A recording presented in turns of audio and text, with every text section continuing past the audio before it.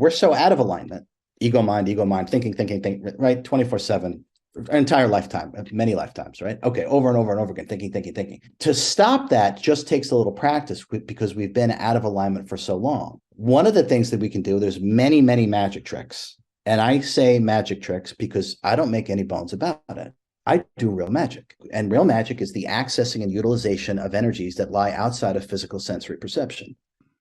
Our thinking mind is not what creates reality. It's a big misconception. Yeah. It's your subconscious mind is the reality creator. So we're already in this massive limitation program. And then we do the thinking and the moulding within this tiny little paradigm, which is really a prison. So we actually have to access the subconscious mind, which is the reality creator itself. Then at this point, what we can create and therefore be the awareness and experience of becomes unlimited.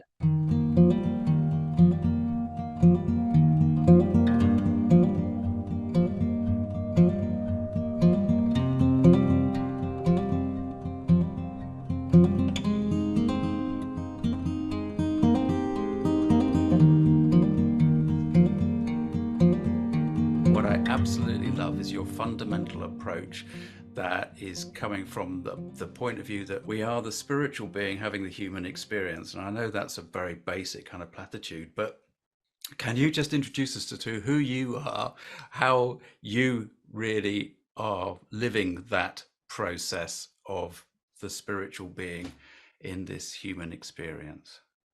Sure, absolutely. And thank you very much for having me. It's my pleasure to be here. We could start way back, if you will. As a kid, it was very normal for me, literally second nature to what we call now astral project. So I would just leave my body automatically. It wasn't through, certainly wasn't through teaching, wasn't through training. I was just a kid. And if I found that if I just relaxed, I would literally just pop right outside of my body. And this was happening from the earliest ages that I can think of. And I would be, my consciousness, or what I now call sentience, a divine intelligence, which is what we really are, would be sitting outside of my body, and I would literally be looking at my body. And so this was very normal. And then we could say traveling. In the beginning, I thought maybe I was confined to my parents' house, but I found out rather quickly that my intention would just take me to wherever it is that I wanted to go. And so this was normal for me. I knew from the get-go that I'm not the body-mind, that I'm something well beyond that, that has a body-mind experience temporarily. And if that's not odd enough, as a kid, I also used to say that if I ever get sick, I'll just heal myself. So there was this innate knowingness about healing and how it worked. If someone would have asked me, okay, break it down for me, I wouldn't have had an answer. That know-how and the specifics didn't come to me until I became deathly ill and quote unquote permanently paralyzed. And that actually happened comparatively recently to 2016. Tell us about that story, because that must have been, well, we talk about life-changing experiences, and for you, that absolutely hugely was. I mean, I've never heard of one quite so dramatic. Yeah. Dramatic, capital D, probably, right? So I had sepsis, septic shock, and it had gotten everywhere. So what had happened, and I was told I had 48 hours to live. Now, what had happened with the sepsis, it had gotten into an area of my spine and actually crushed my spine. The spine is like a jelly-like substance. As soon as you touch it, it's permanently damaged. The spine has no self-healing, self-repair mechanisms within it. So this sepsis had gotten into my spine, and I became paralyzed from the chest down. Along with the sepsis, I was diagnosed with pancreatitis, thyroiditis, type 1 diabetes, Hashimoto's autoimmune disease, hypothyroidism, and I was experiencing something called autonomic dysreflexia, which makes your autonomic system, your breathing, your pulse rate, your body temperature, completely haywire. There's nothing actually regulating it. So all this was happening concurrently. So it was a big challenge, and I was rushed into the ER to have surgery. What the surgery is called the laminectomy, and that's where they literally scrape the infection off of your spine. Now there's a video of this on my website, so people can actually see the surgeon's notes pre and post surgery, complete paraplegia. You could see an MRI of my spine. You could see how it's just completely crushed. in a very certain area. Now, the interesting part, at least from my perspective, the interesting part is that when I woke up from emergency surgery, and with that context I gave as a kid, I've always been very, very different to say the least. But when I woke up from emergency life-saving surgery, the remembering of how self-healing actually works, when I used to say as a kid, if I get sick, I'll just heal myself. It's literally like it was right back in my hands. I knew instantaneously exactly what it is that I needed to do. It's almost like I had been waiting 45 years to have my body be destroyed, for it to come right back to me. And literally in the ICU, and this is documented, in the ICU, the nurse comes in and, how are you doing? You okay? This, that. I said, I'm totally fine. And in fact, I'm going to absolutely heal myself. I'm going to walk in 100 days. I absolutely guarantee it. And let me explain how I'm going to do it. And I literally explaining these enlightened metaphysics about self-healing and self-realization and how they actually work. And of course, she's looking at me like I have, three heads. But at the same time, she's also like, how do you know this? This is so specific. How do you know this? And the short answer I gave her is that I remember. And so, just as I had predicted, in 100 days, I walked completely unassisted. I healed myself of all these different major issues. I don't take medications. I'm not paralyzed anymore. And of course, I wrote a book, and I've been teaching the metaphysics, the authentic metaphysics of self-healing and self-realization ever since April 23rd, 2016, when I became permanently paralyzed. And just to be absolutely clear for everybody, because obviously you're sitting in a chair at the moment, but you go jogging, you do exercises, you're basically completely functional as a. Yeah. I mean, there's a video, because every now and then someone will be like, "Well, he's always sitting in it." Yeah. So I've also had many clients in person. I don't see clients in person. If I was faking it, someone would have Oh, said no. something. But there's a video of me, part of that video that shows me unparalyzing myself and the doctor's notes and all that. Towards the end of it, you see me actually hiking up a huge hill in a mountain in Kauai. So yeah, full functionality. Yeah. No, I mean, there's no, it's like these days. I don't think nobody can fake the sort of. I'm going to use the word story that you're telling. Now, I hesitated there before I used the word story for a very specific reason. Could we latch on to your some of your fundamentals that you put across in on your from your website and in the courses that you run, that people can find on your website, and the use of the word story is very appropriate in how you present what you believe and what you process and what you experience and what you teach other people. Can you talk a little bit around that as a concept? Yeah, absolutely. Okay. So sometimes I get asked the question, okay, how did you do it, RJ? How did you unparalyze yourself? Okay, and clearly I wrote a whole book that that explains the whole thing, because it's, you can't say that in one sentence. But I can kind of summarize the foundational understanding, and it relates to your question. So healing has to do with the deconstruction of the false self. Okay. Now, the false self we can think of as the egoic mind, or what I call the ego mind identity. It is the story that we tell ourselves of who we think we are, how we feel about ourselves, and therefore the universe that we create for ourselves. And that is exactly like you said, that is just a story. It's not actually what is. So that's kind of the shortest way that I could answer that. But it would be upon detachment or non-identification with body mind. And for me, I made it easy for myself. I couldn't feel my body and it didn't work. So I knew in that moment instantaneously, even though I knew as a kid, the reinforcement was so profound that I'm not the body mind and I am this sentience. Now, that's what we really are. Sentience is a divine intelligence. It's our level of love and wisdom whose subsets are our talents and abilities. That's what we are. And we're given energy, including this body of energy, a physical body to create. But we are not what we create, just like the painter is not the painting.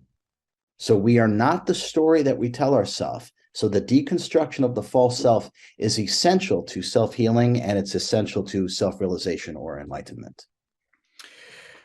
Yeah. Okay. So this is really funny actually, because the 300 or so that are regular viewers of most of what I put on the channel will know that more recently, I've started to use this expression that we are the story and the storyteller. And I've been saying that in relation to us as beings that are created from the quantum foam of possibility, in that scientific way, that energy is coming up through, and then we're manifested into this. So I've been saying, yes, well, we're both the story and the storyteller, because the story of our lives, but we're created from the same stuff that we are creating with, right? Now, looking at what you do and how you put things across, I've realized that actually I should be saying, well, on one hand, we're that, but on the other hand, we're definitely not that, because that's exactly what you're saying. We are not the story and we are not the storyteller, except we kind of still are a storyteller, aren't we? We're still, as a human being, we are. That's what we're built to do. Yeah, okay. There's some of it seems like an oxymoron, right? But really it's true detachment that gives you that space between what you really are and the awareness of body mind and what it is that you're creating through the manipulation of energy itself. And that's why I use the analogy of the painter is not the painting, right? Now, Right. the reason why this is not normal, this level of awareness, or however you want to say that, the reason why it's not normal is because we identify with the physical body and therefore the thoughts, the emotions, and the experiences that the body has. But upon detachment from that, you realize that you're actually none of this, that you are commanding it through the manipulation of your energy, and your body does what you tell it to do. Now, once there's a certain level of detachment or non-identification to body mind, there's something that starts to take place. And this really is a divine intelligence. What you really are becomes activated automatically through the observation of these insights. So your deeper intuitive knowing is automatically online. That has nothing to do with thinking. It has nothing to do with emoting. It has nothing to do with animating the body. And once we reside in that, I'll say long enough as a way to say it, you actually start to realize what you really are. The levels of self-awareness and self-realization start to blossom. And you understand that you are simply manipulating and commanding energy. And we lose ourself in what we create, starting with the incarnation. So we actually think that we are this creation. Meanwhile, we're something so deep inside that has given birth to the ego mind and given birth to the incarnation and given birth to the body itself.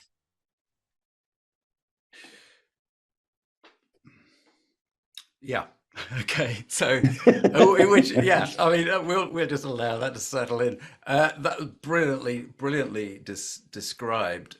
Because what I really felt there was the depth of the connection. We'll go to here. We'll go to the heart space, but the depth of that connection to the creative force of the, let's call it the universe, for colloquial terms. We're constantly connected to that processing energy that creates and manifests and gives us this experience. And it's such a brilliant system that we are so caught in it, aren't we? I mean, we are so trapped by it, but maybe that's not the right word to use. Well, we identify with it. We lose ourselves in the creation. So now I think what's important to understand is that this happens because of incarnation. So I'll explain what from what my direct experience is with this. Okay. So our natural state and our normal environment is in a much higher frequency and dimensional realm than where we are right now. Okay. Yeah. Now our higher self, and we are a piece or a drop, actually we're 2.5% of our higher self, just like an octopus drops a tentacle down to see what the water is like below. The higher self projects a piece of itself, some of its sentience and energy, into an aspect or soul, which is what we are. Now, so our normal home is so much higher frequentially and dimensionally that you can't really relate to it until you actually have the experience. So now we are projected because the higher self wants to experience the lower frequencies, just like the octopus dropping the tentacle to see what the water's like down below. So now as we're being projected, this is really what we're talking about here. Essentially, as we descend frequentially and dimensionally, we're losing consciousness.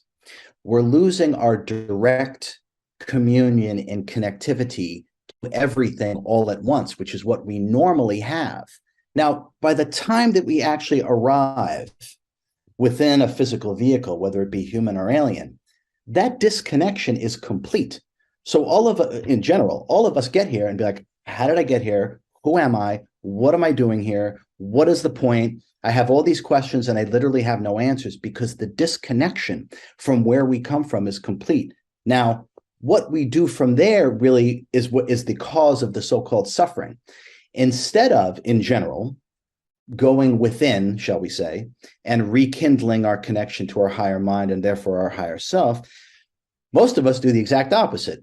We use our 5 outwardly focused senses and actually create a character based upon identifications, identification to this, identification to that, to this, to that, to him, to her, this ideology, this concept, this belief. And we literally form a false character, what I call the ego mind identity, which actually has nothing to do with you. That is a creation, and then therefore a story that you tell yourself of who you think you are, how you feel about yourself, and how it relates to the world. Meanwhile, the metaphysical truth is that none of that has anything to do with you. None of that has anything to do with you. If we are able to choose to separate and to have that detachment from it, and therefore if we are able to do that, then basically we have a whole, what we do is step through a doorway that says, so what do you want? So what do you want to experience? That's really what you're saying, isn't it? Yeah. So when we work, we work in the direction and the way that I'm talking about, which I realize is unusual, but if we work in the direction, the way that I'm talking about, what starts to happen is that we're working directly with and as the miracle machine. Yeah. Now, when we work as the body mind, with the ego mind identity, the human character, and by the way, ego mind identity also stands for electromagnetic interference from pure physics perspective. And that's exactly what this is, because we are not attuned to our true signal. So when we work with the ego mind identity as the story, we're living on the edge of miracles. We're living all the way downstream at the very end. But when we work directly with the I am, if people are familiar with the I am or the sentience or the divine self, then we're working directly at the core with the miracle machine. And this is where anything becomes possible. This is where the superhuman resides. And this is part of how, putting a destroyed body back together, speaking with God, whatever it is, this is actually how it works. You have to work at the 0 point or at the center of the miracle machine, not way downstream at the edge of miracles. There's not enough power, wisdom, and love and creativity way downstream. All of it is at the center of the miracle machine.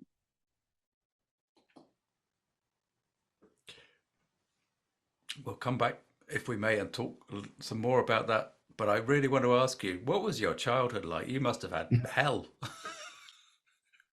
Okay, yeah. So I had sorry to throw you off your stride. It's okay. So I get asked every kind of question. They're all welcome. So all right. So I don't like even talking about myself, but the point is that I'm very different. I've always been very different. It's a certain level of sentience and understanding that's actually what I am, right? I'm having a human spirit just like everybody else, but my consciousness is slightly different without a doubt. Okay. And the specifics of that don't really matter. So I always had this intense, deep knowingness of things that just escaped the 5 physical senses and the intellect. Clairsentience, clairvoyance, claircognizance, a certain level of wisdom, even as a little kid. I just knew things that I couldn't even say why I knew them, but I just knew them. Now, the people that had the real problem were my parents, because I was probably very difficult to parent, if that makes sense, because I can remember many times, even as a kid, saying to my parents, this is my life. I'll do exactly what I want. You lead yours. As a kid, I used to say this, right? So in that sense, very difficult to deal with without a doubt. But also at the same time, I think in some way I really helped my parents, because I think they saw a level of sovereignty and a being that was making its own decisions and leading its own life, even as a little kid, and not sort of succumbing to groupthink or hive mind in a way to just fit in. I mean, we didn't come here to stay. You don't have to fit in, right? So, and I'm well aware of this. So, yeah, it was definitely an interesting childhood. But for the most part, I mean, in my 20s, I started giving past life readings to people, and I stopped doing that because I realized they were making more identifications to these other characters. It wasn't liberating them, so I just stopped because my goal is to liberate consciousness, not form more identifications. So I stopped. But I had normal jobs, totally normal jobs. What's inside is not normal. I mean, that's for sure. I'm not typical and normal, but I had normal jobs. It wasn't until the end. I'll share this. The last two jobs I had in regular corporate America, the last two jobs I had, the people that I was helping teach, I would teach sales and customer service and things like that. And the employees that I was teaching, they would literally at work, they would literally call me master and sensei. I certainly didn't ask them to. So they started calling me, yes, master, yes, sensei, yes, master. And I remember one time the CEO of one of the companies, he's like, RJ, what's going on? I go, well, what do you mean? Everything's looking good. He goes, you can't have people calling you master at work. What is, I said, I've never asked anyone to call. He goes, I know why they're doing it. They love you. They adore you. They almost worship you. He goes, but you got to tell them to just call you, RJ or Mr. Spina or something. So I sent out a company-wide letter. Hey, everybody, just call me RJ, Mr. Spina, buddy. I don't really care, right? And so everyone emails back, yeah, no problem. And then when they would come over and see me, yes, master, yes, master. So I knew the truth of the matter was that at some point the real me was just bleeding through this persona, and my own near destruction of my body kind of forced me to stop pretending that I should just have normal jobs. And so that kind of put me in the place of where I am today in terms of helping people understand themselves on really the deepest levels. That's absolutely brilliant, RJ. Thank you very much for sharing that, because that really, really, okay, you'll hate this, really makes you very, very human. Yeah. So, there we go. So you're the spirit, but let's go back to the spirit. So, I can see why that your process for coming out of that human world that you just described, to be your real self, which is what you're now living. No, you're not. You've always lived your real self. You're having your temporary holiday down here to help us kind of connect to our real selves. Right, that's better. I can see why it had to be such a huge event for you to swap tracks and kind of get going. One of the things that comes across in interviews that I've seen with you before is that you actually, and you expressed it just then, is that you actually put things in very straightforward ways, very advanced concepts really for people to grasp, but you actually put them in very day-to-day terms, and you definitely say, if I can do this, you can do this. So you're a strong believer in really pushing people's, giving them their power back, aren't you? Or helping them see their power. That's really what you're all about. Literally, yeah, that's beautiful. That's exactly right. So, and that the quickest way I can describe regaining that sovereignty or that power, it comes back to that word detachment. Now, the ego mind has a big problem with detachment because through detachment, that's its own demise. So that the first thing the ego, oh, so you don't care about anybody, you don't care about anything, you're totally unfeeling. No. Okay, look at me as an example. I'm just the opposite. I'm full of passion and joy and animation, and I'm completely detached. So it's the total opposite. Now, the reason why detachment is so important in terms of regaining our sovereignty is because when you're attached identification to something, you have lost your free will. That's number one. You now have to abide this concept, this belief, this ideology. That's not the real you. There's no authenticity in that. Now, energetically as well, when we are identified or attached to something, what we're using for that attachment is our energy. So the more things that you identify with, the weaker you are energetically. So detachment, which is the opposite of what everything here is, the opposite of the truth, if you ask me. So through detachment, what actually happens, and I know our physical eyes can't see this, I understand that, but our higher mind can see this. So when we detach from things because we're stuck to this and attached to this, that's our energy. right? It's like Spider-Man shooting his spider web. He's now stuck, right? So when you become detached, what happens is all of your energy that you were using to stay identified and stuck to these things comes back to you. Detachment gives sovereignty and immense power. Now, that power, that energy is what we use to create. So it is the single most important thing that, from my perspective, it's the single most important thing that we have to start with is detachment, no longer identifying. And your ego mind identity is the summation of all your identifications. And it is electromagnetic interference because it's all the things that are floating around here that is not your true signal. So by detaching, no longer identifying with beliefs, concepts, ideologies, or even the physical form, your energy starts to return to you. You start to feel like yourself because you have all of your energy back. And when you have all of your energy back, you are immensely powerful. Now, at this point, you're residing as the true self with all of your energy. Now, there's no such thing as impossible. And putting your body back together or doing anything, everything is now on the table, but you have to be detached and you have to have all of your energy in order to be able to create at this level.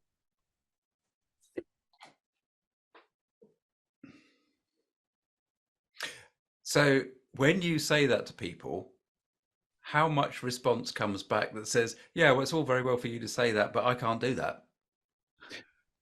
Yeah, right. That's it. Exactly. Okay. So that is normally the first response. But the book and all the stuff that I ramble on and on about, it's very simple to do this. I promise. Our natural state is to just be present.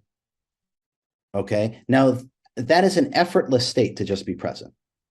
So how difficult can it be to do something that doesn't require any effort? Okay. Now we're so, from my perspective, we're so out of alignment, ego mind, thinking, right? 24/7, entire lifetime, many lifetimes, right? Okay. Over and over and over again, thinking. Now, to stop that just takes a little practice because we've been out of alignment for so long, right? Now, one of the things that we can do, there's many, many magic tricks. And I say magic tricks because I don't make any bones about it. I do real magic. And I don't mean magic like 3-card Monty. I mean real magic. And real magic is the accessing and utilization of energies that lie outside of physical sensory perception. That's magic. That's what I do all day, every day, in many lifetimes. Now, that's the same as metaphysics. Metaphysics and magic are the exact same thing. So when we work with metaphysics, we transcend lower consciousness or body consciousness, 5 senses and the intellect, which really doesn't understand anything. So one of the quickest ways that we can start to regain sovereignty and detach is a simple magic trick. And that magic trick is, and there's many of them, pretend that your 2 physical eyes are not connected to your brain.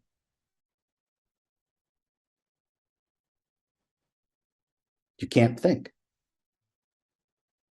It just stops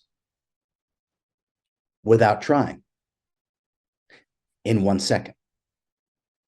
So I've heard from many people all over the world, Rj, I've been trying to meditate for 30 years and I can't do it. And now they can do it in 1 second without even trying.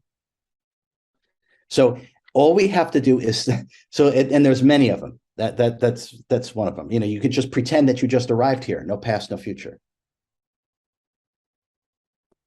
The rational logic thinking mind, the finite mind stops as well.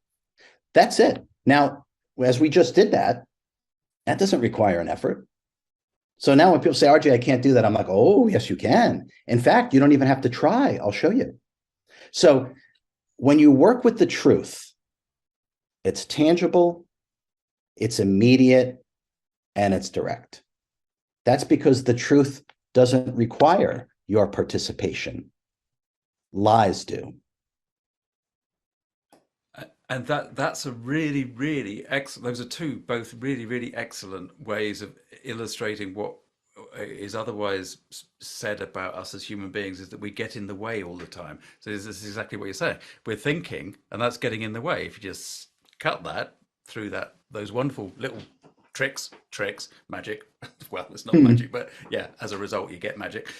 Then yes, we are getting out of our way. We're stopping being in our way. We're allowing that space to open up. So in the work that I do, which is to work I connect well, okay, so the vocabulary I use is slightly different to yours. It's I connect to the divine energies and ask them to influence somebody's life. So you do direct healing for people. I tend to work with the energies affecting the person's space, and then go into the story through that way, through working with the energy of the space and through all the aspects that are present in those higher realms. I'm sure you understand what I'm saying. So, where was I going with that? RJ, help! That's okay. That's okay. I'm tracking you. Just keep going. Just keep going. It's there's a well. Let's go this way, which is that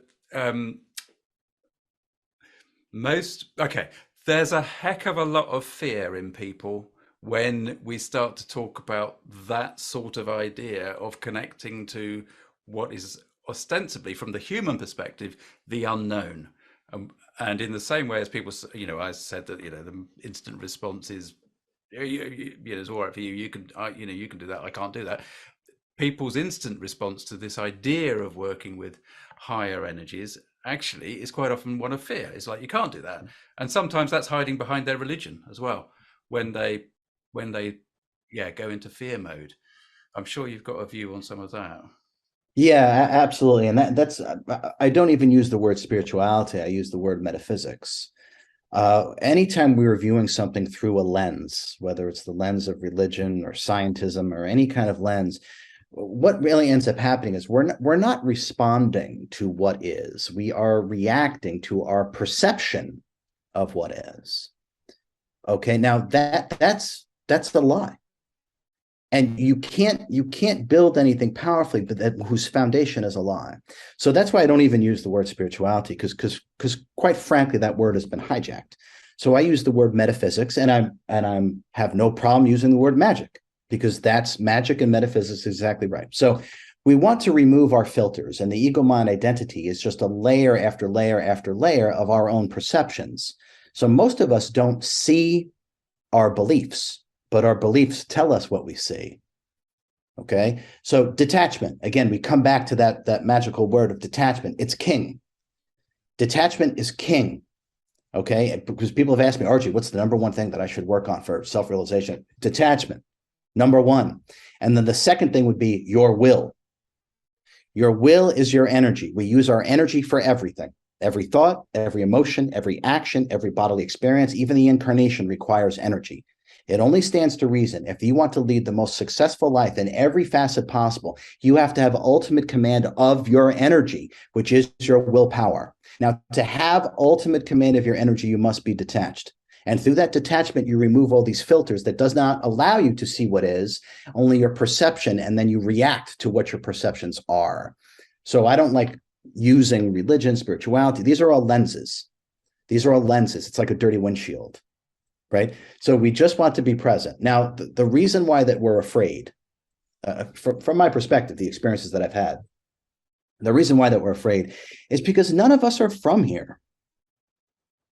So, when we drive or even walk in some neighborhood, let's just say, that we're just not familiar with, we're a little more tentative, a little slow, looking around, don't know what's around the corner, don't know where we're going. There's apprehension, there's a level of fear. Okay, well, this is having a human experience in the lower frequencies of the physical universe increases that fear by an order of magnitude. Our disconnection is complete from where we come from. We don't know who we are, why we're here, what we're doing. So thinking is a fear-based a reaction to a hostile environment. And that's why people think all the time. They're thinking for a sense of security, to give them a sense of themselves. But that self that they're giving them is a false self. So for the most part, the reason why people are so afraid is because they're disconnected from their self, their true self. The only real security is residing in and as the immortal self. Everything else comes and goes, including the incarnation, as well as thoughts, beliefs, concepts, and ideologies. So if someone is truly afraid, and I understand, it's okay. It's okay. It's part of the human experience. It's all right. Don't beat yourself up, number one. But let's just address that. And by addressing the ego mind identity, which is just a shadow projected by the light of your true self, All you have to do is call it into question. And I'll give another example, right? So let's say we're full of fear. We're very afraid. All you have to do is shine a light on that. Just simply ask yourself, well, who is it that's afraid? The answer that you get, well, me, I'm afraid. Who am I? Your mind goes blank because there is no who. There's one spirit moving through everything, God. So all you have to do is just call into question your story and your character. Who is it that's afraid? Well, me, I am. Who am I? The fear's gone because the story's gone, because the ego mind identity is not active. These are so simple, but so profound and transformative and life-altering for human beings. The practicing of self-inquiry and meditation will dissolve everything that you are not. And what remains is whole, complete, divine perfection. And that's what we all are at our core.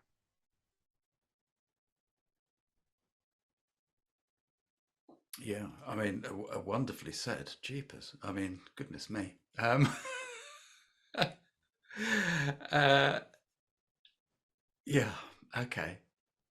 So, yeah, yet again, you give the impression it's so easy, but of course, it is easy. It is easy-ish once you start to acknowledge and recognize and see the process. Do it, do that process, exercise that ability to detach, and exercise exactly what you just described, that ability to say, well, who am I, what is this? So if it's if it's not me, then if I am of God, in other words, fundamentally love, what would love do? Then Mm. that's a way forward. That's the way I heard it described fairly recently. That question of, I like the idea of being able to ask yourself questions, because it kind of helps the process of actually allowing your ego to accept that you're trying to get the ego to go, be quiet, let's be present. So you're still using the ego-based process, but it's something you said earlier on. What do you say? That the thinking was Fear-based reactionary state. right. Yeah. Right. So love, so the summation of all wisdom is unconditional love. And love dismantles and destroys everything other than itself. Because it's the source point. It is the wellspring of being and non-being. And that's what all of us are. And so by simply asking questions, the truth dissolves the egoic mind. It literally just disappears. That's why when you even just say, who am I? There's no answer. Okay.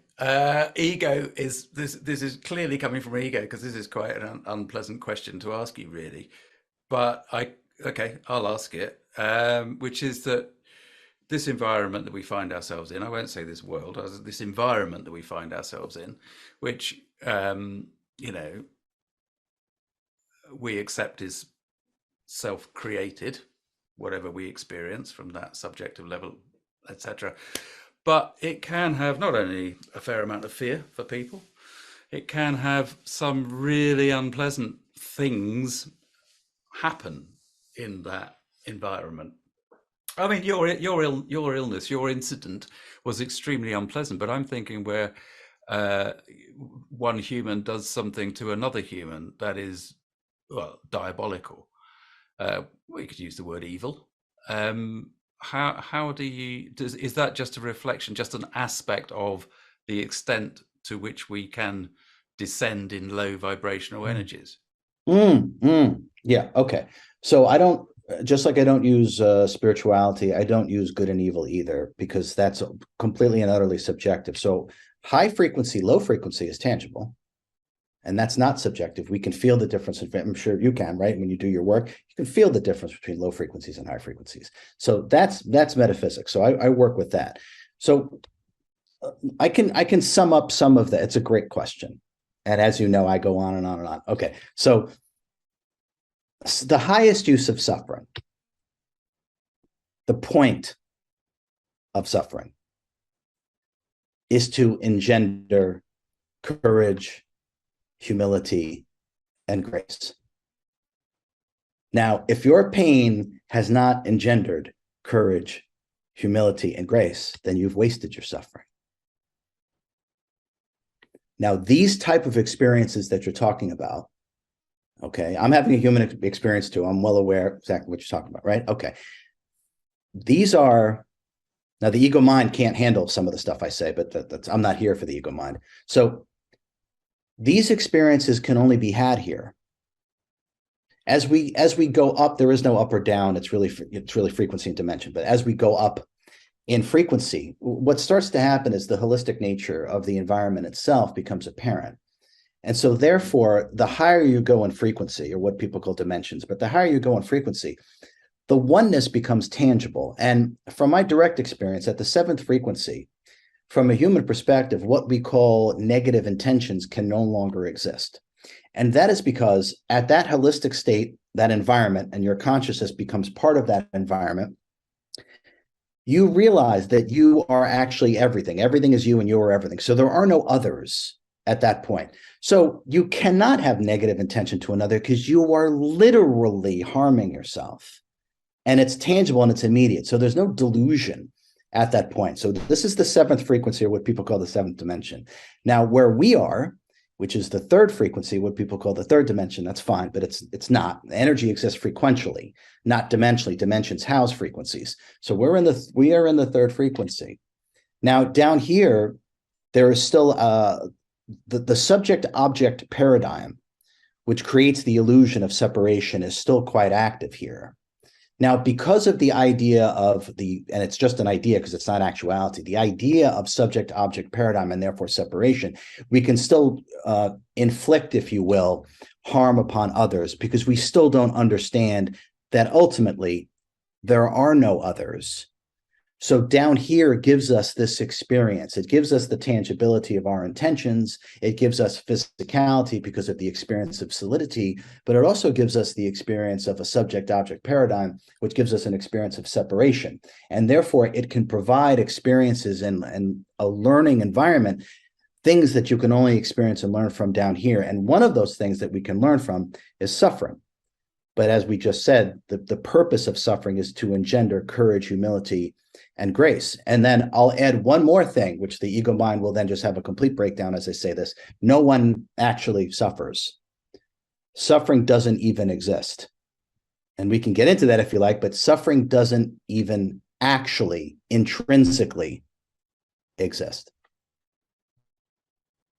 Okay, you gave me permission to ask this one. You said we can get into that if you like. If you've got time, then let's just explore this a little bit. Yeah. I've got a client who I was talking to yesterday, and this is she's a lovely lady of more mature years, shall we say. She's suffering pretty badly with physical issues, one of which is that she's allergic to daylight. So in other words, she can't go out. She can't go out in the sunshine, right? Now, she and I have talked about the fact that this is there's self-sabotage going on here, and we've identified where a lot of this comes from. But right now she's at the position of, yeah, but you know what I'd really love to do? I'd love to travel, but I can't even spend 30 minutes in the garden in the sunshine. It would kill me, right? But that's a story, isn't it? That's what you're saying. But there's an example of somebody, a person, an aspect of all that is suffering, but you just said there's no such thing as suffering. Yes. Okay. Yeah. Just go with me for a second. Okay. So nothing and no one actually suffers. What we suffer are our expectations. That's the simplest way I can say it. And we'll go further, but that's the simplest way I can say it. Okay. Now, when we're talking about pain and all these kind of things, hey, I've been there. I've been there, right? I don't need to go on. I have been there on the deepest levels. I get it. Okay. Now, I experienced levels of pain I didn't think even existed. I mean it. I didn't think this even existed. This kind of pain. I didn't suffer. I did not suffer. Now, if I fall down or trip or whatever, my back will hurt, my legs will hurt, whatever, just like anybody else, right? But I don't suffer these things because I'm not identifying with what I'm aware of. This is the thing about losing ourself. This is the whole key, my friend. This is the whole key. This is how you ascend the frequencies, this main understanding right here. You cannot identify with what you are the awareness of. Physical sensations, pain or pleasure, you're just the awareness of them. So there's no way to actually suffer them if you're just aware of them. You have to form some kind of relationship. And that relationship would be a lie. It's not authentic. Because here's an analogy. Instead of me going on and on, here's an analogy. The sun. Okay? We are the sun. Now, the clouds produce bad weather, right? Rain, sleet, snow, tornado, hurricane, on and on and on for days, weeks, months, centuries, longer than centuries. Does any of that bad weather touch the sun? Or is the sun completely and utterly unscathed, untainted, and unharmed by all the weather that goes on here? You and everyone else are the sun. You are completely untouched, untainted, and unscathed by what goes on with the body-mind. You are the awareness of what goes on with the body-mind, and you must lose yourself in what you're aware of in order to have the experience of suffering, but you are not actually suffering. No one and nothing actually suffers. Now, this awareness or understanding, or however you want to say that, fosters through you on the river of intuition, and then you taste your own wisdom through detachment. It's through detachment that we have these realizations. But this is a key understanding. No one and nothing actually suffers. You're just aware of bodily sensations. Now, the story that you're telling yourself, because you've lost yourself in the sensation, is that it shouldn't be this way. Or the shoulds and should nots, beliefs, concepts, and expectations. They don't exist. They're not authentic. And so therefore, at the core of things, nothing and no one actually ever suffers. Because just to be blunt about this, because you're talking about the true self being that deep within aspect that that you've been saying throughout this entire conversation is the true self. So that, okay, let's that aspect of the higher self, that's the true self. That is the aspect that does not suffer. It experiences. You got it. It is exactly so. This true self, which is an aspect or projection of the higher self, is a much, much higher frequential, dimensional, vibrational being. It is not attuned to this environment. Your body mind is part of and attuned to the local environment, without a doubt. But what you are is not. It doesn't touch you. It doesn't touch you. It really doesn't. Right, and this is how, and again, this might be a bit banal, but this is how people like Gandhi and others can exist on that. Well, any major spiritual people like you, RJ. What am I saying? Can reach that level of awareness. Well, we can all do that. That's. I'll shut up. Hang on a second. I'll cut that little bit out. No, I won't. I'll leave it in. It's fine. So look, you're a healer. Do you accept that label of healer? Your book was called Supercharged Self Healing, so I guess you do accept that label of healer. If someone, because I remember my agent and the publisher saying, RJ, what should we call yourself? What should we call you? Supreme Yogi? This I'm like, I don't really care.